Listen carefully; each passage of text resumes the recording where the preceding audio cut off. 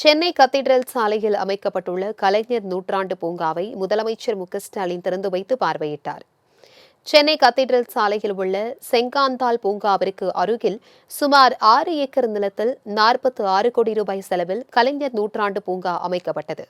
இந்த பூங்காவை முதலமைச்சர் ஸ்டாலின் ரிப்பன் வெட்டி திறந்து வைத்தார்.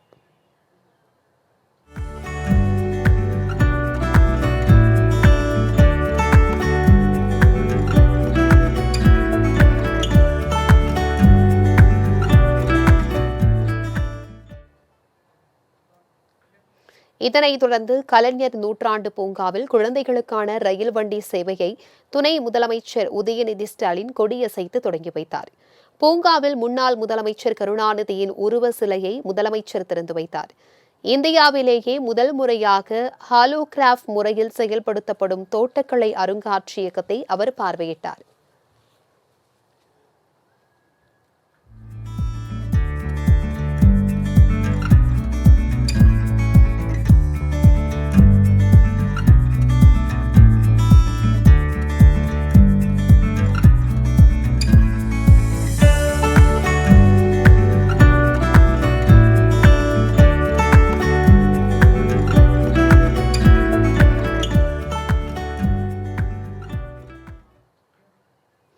மேலும் 500 மீட்டர் நீளமுள்ள ஜிப் லைன், 120 அடி நீளமுள்ள பனிமூட்ட பாதை, ஆர்கிட் குடில், கண்ணாடி மாளிகை, வெளிநாட்டு பறவையகம், அலங்கார வளைவு பசுமை குகை போன்றவற்றை முதலமைச்சர் பார்வையிட்டார்.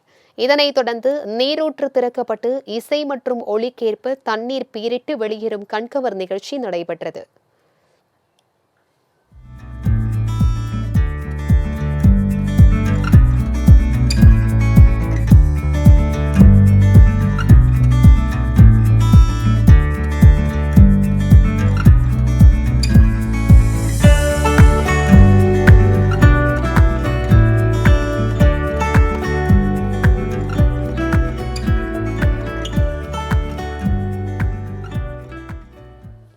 இயற்கை எழில்மிகு அழகுடன் அமைக்கப்பட்டுள்ள இப்பூங்காவை பார்வையிட பெரியவர்களுக்கு 100 ரூபாயும் சிறியவர்களுக்கு 50 ரூபாயும் நுழைவு கட்டணமாக நிர்ணயிக்கப்பட்டுள்ளது.